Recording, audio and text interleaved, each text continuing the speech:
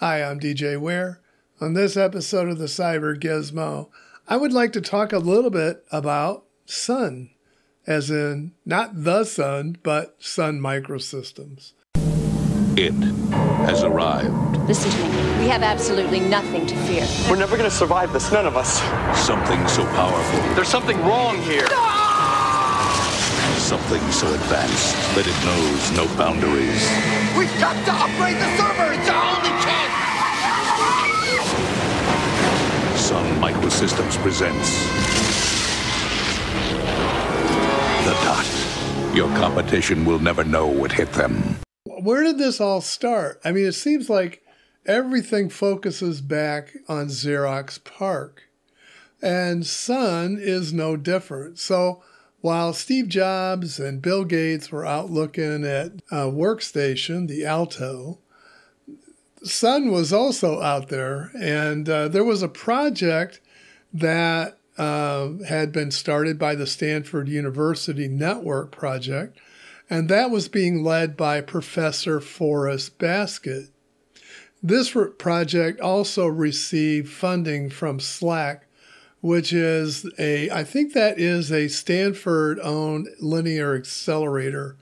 So, and of course that they did a number of projects at Xerox PARC, and one of the founders of Sun was Andy Bechtolsheim, I believe is how you pronounce that in German. So he was working on trying to put together some hardware from spare parts. And so he had designed it. And as the legend goes, one of the other founders of Sun, Vinod Koisha, was talking to Andy and wanted to get more information about this device that he was building. He said, and then I guess Vinod said, I want to buy it. And Andy said, okay, I'll charge you a standard $10,000 for the license for the machine. And Vinod said, no, you don't understand. I don't want the golden egg. I want the golden goose. So I want you to come and work with us. And so Scott McNealy, Vinod, Andy, and Bill Joy were the founders of Sun. And I'll explain why I'm not saying Microsystems, but they founded it in February the 24th, 1982. The machine that was designed by Andy Bechtolsheim was the Sun 100 machine that was built basically from spare parts that used a Motorola, I believe it was a 68,000 CPU. So for the first week of the company, they officially, and you probably won't find this anywhere on the internet, might be some references to it. I know it because I knew people that worked there. But so for the first week, they called it Sun Workstation, and people kept asking them, what's a workstation? Because in that time frame, nobody knew what one was. So they went, well, I guess this name isn't going to catch on. So they changed it to Sun Microsystems. The very first product that they shipped was, of course, the Sun 1. And it was funny that it delivered it to their first major company in May of 1982, and it didn't run Unix, the one that they had sold.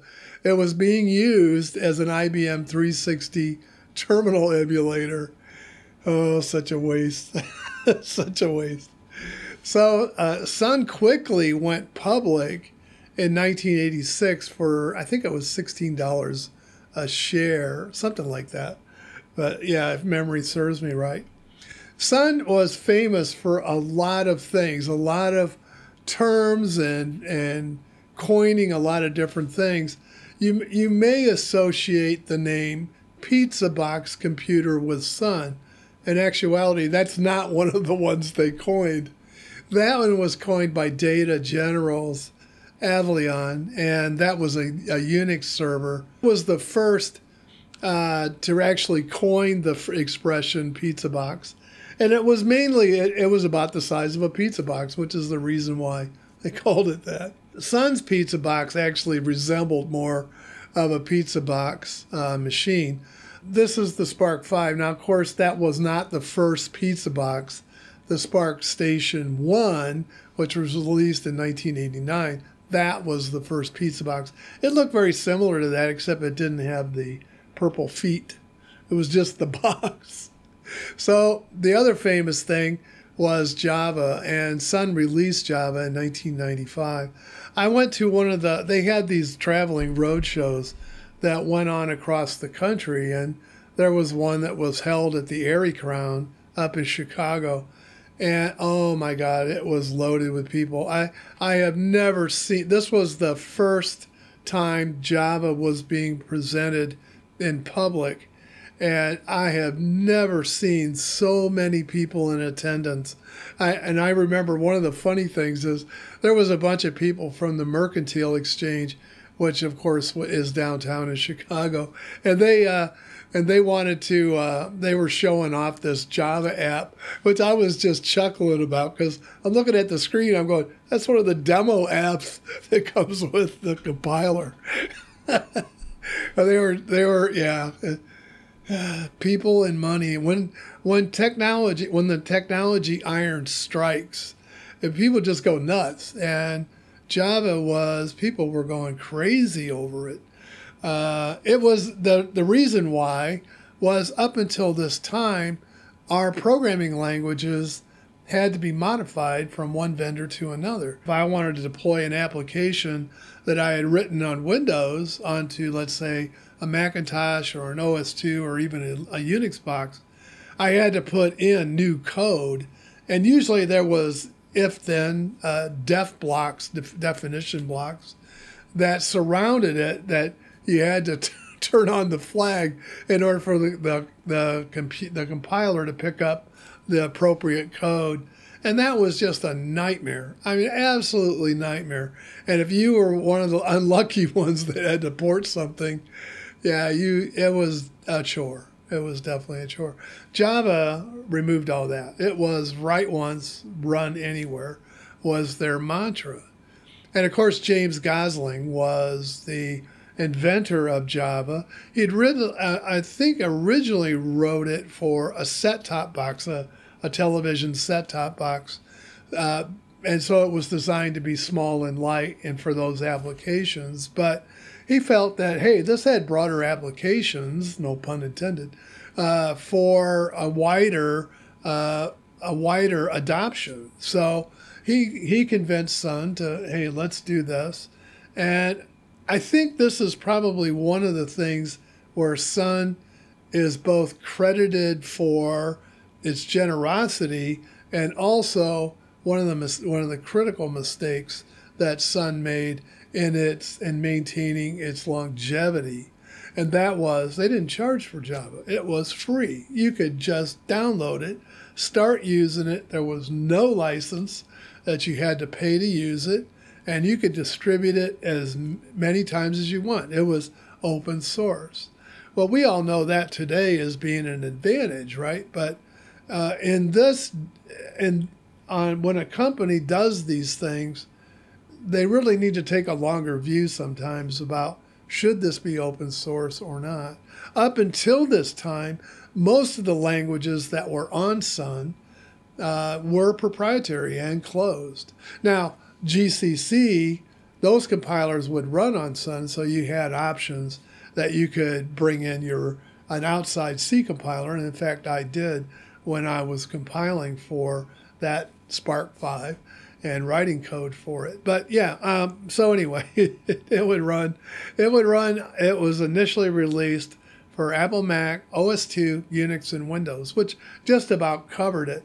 Other implementations came by the way as additional vendors jumped on the wagon because Java quickly, I mean, literally exploded onto the scene. I mean, it literally exploded.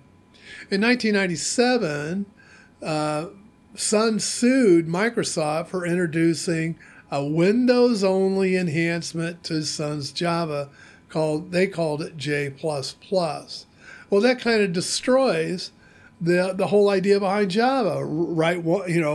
Here's Microsoft trying to make things proprietary and bend it to their will and make you pay for a product that is based on something that is free. So that gives them the freedom to modify, do the usual thing that Microsoft did. So Sun sued them, and they had procured illegitimately their Java license, and that lawsuit went on until 2004, and finally Microsoft agreed to pay Sun $2 billion as a settlement, and J++ died right there. They discontinued it.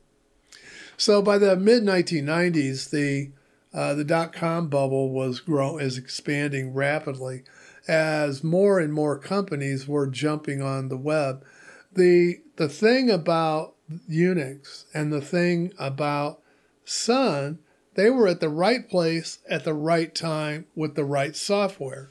They had the ability to run the Apache web server right out of the box because it was written for Unix, and all they had to do was install it, bring it up, and presto, you have a website.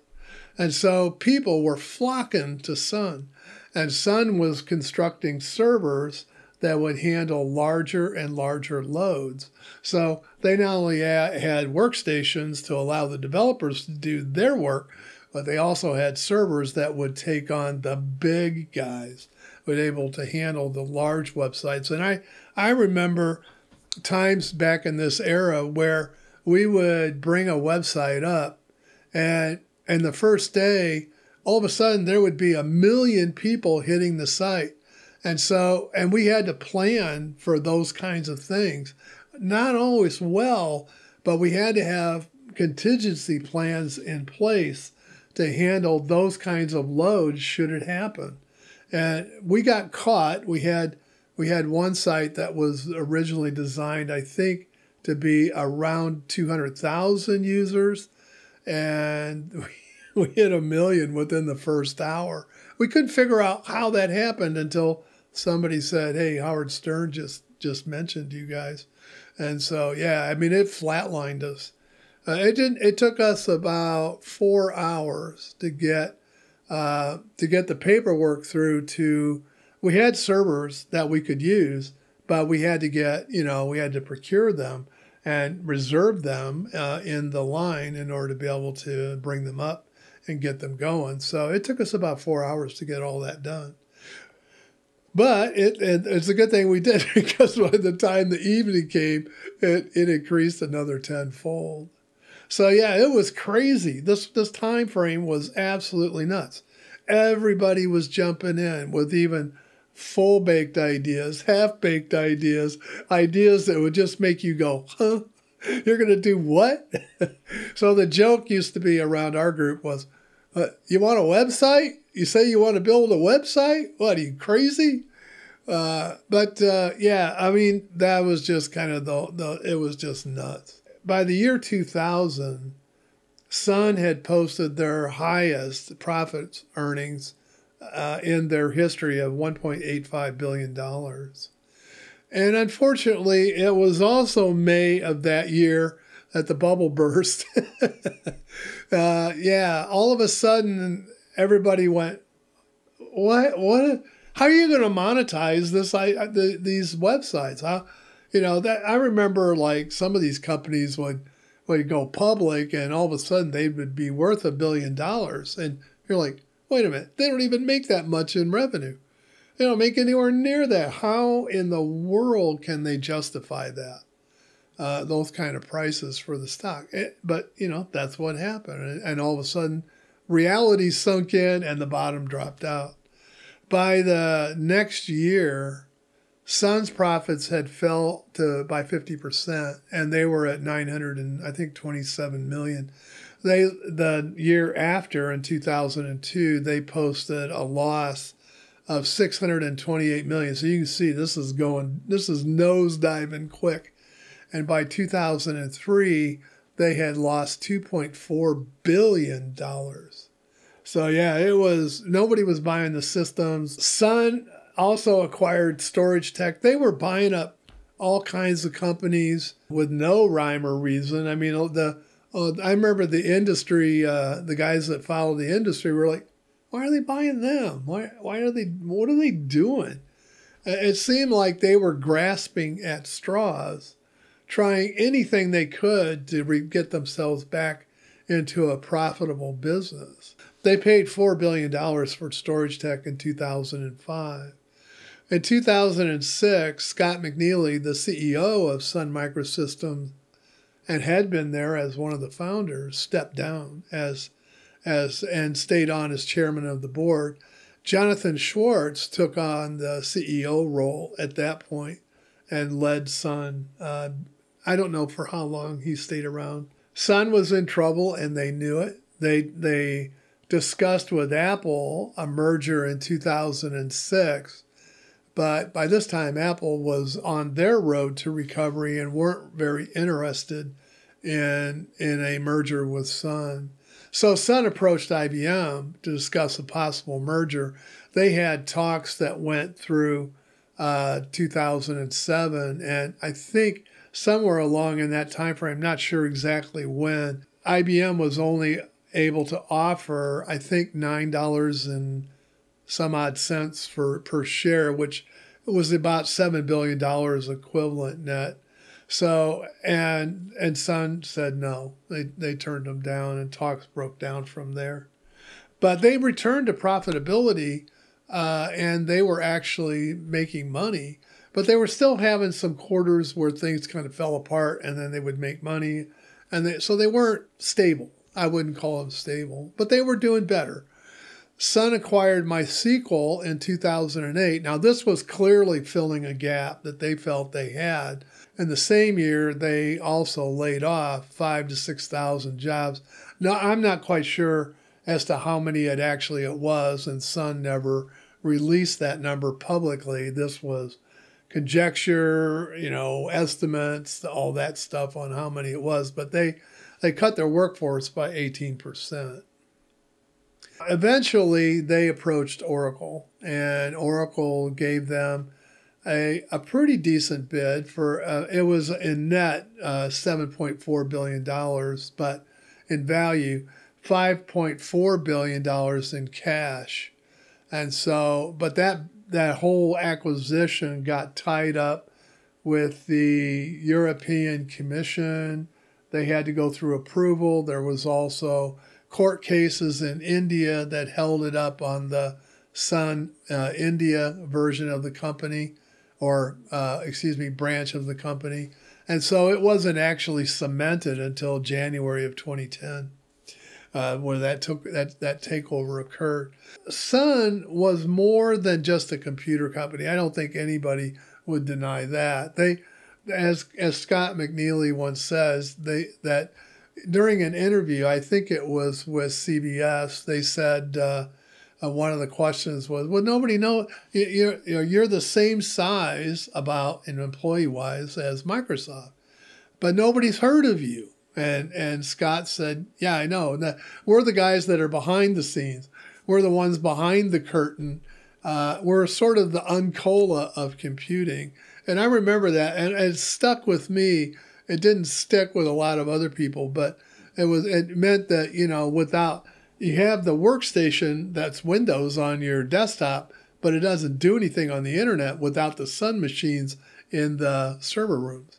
So, and that was the point he was trying to make, is that it is not your workstation that matters anymore. It's what's in the server farms that matter. And he was right about that. So today, Oracle offers servers. So they're still selling hardware. They offer platforms in both the x86 and SPARC architectures. So like on the x86 versions, they sell an Intel Xeon-based X9, and they have a couple of models of that. They also sell massive machines.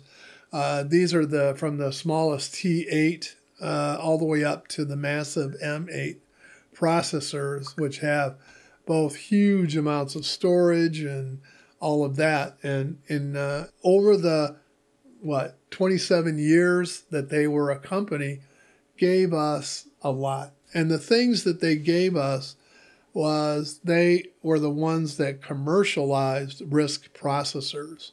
They brought, a lot of companies had RISC processor-based machines, but it was really Sun that made it viable in the commercial workspace. And again, it's the killer app that always drives technology. It's not so much what the technology, there's a lot of people who have said this, I'm not the only one, but it doesn't matter so much what the hardware technology is. What matters is what does that hardware technology enable? What does it allow you to do? And those processors allowed Sun to build an empire in the web.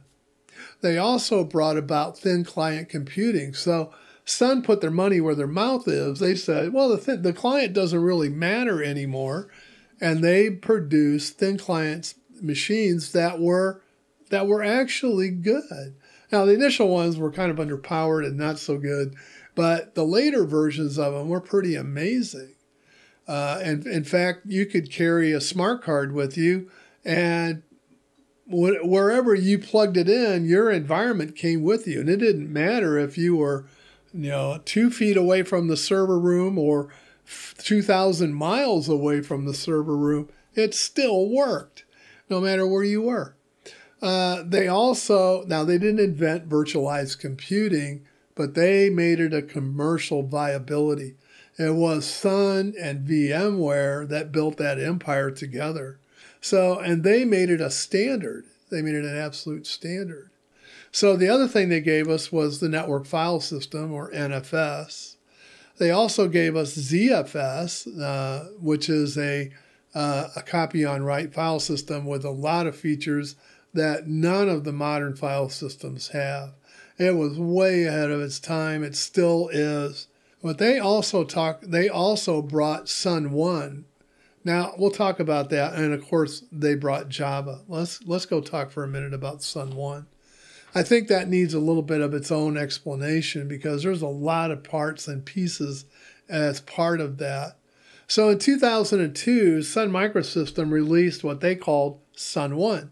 It was a set of tightly integrated products, not tightly coupled, but tightly integrated, meaning that you had all these pieces that Sun had already built all of the plumbing for. All you had to do was install it, and it worked. It just worked. Now, initially, it didn't.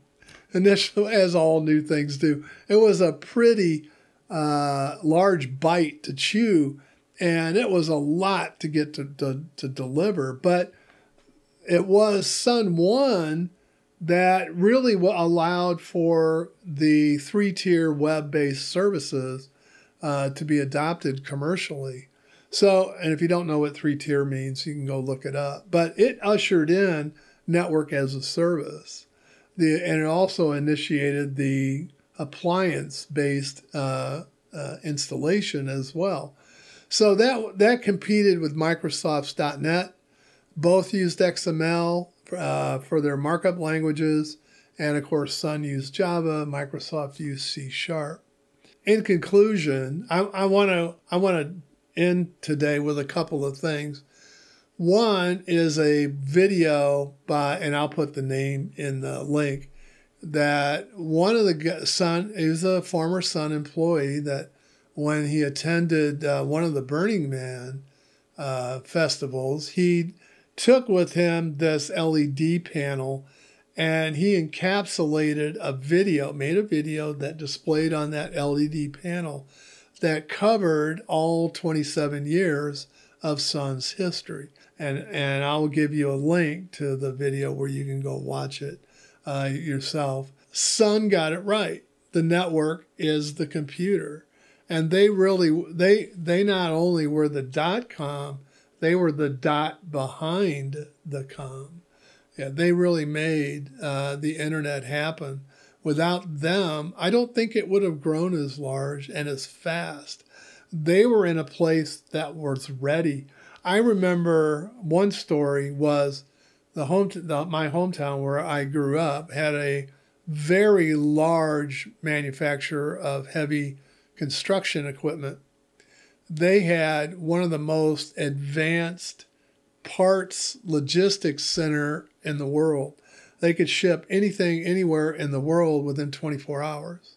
Sun co-located their logistics center in that same facility so that they could take advantage of what they had built. So I remember Sun being right there, and so one of my first workstations was a Sun.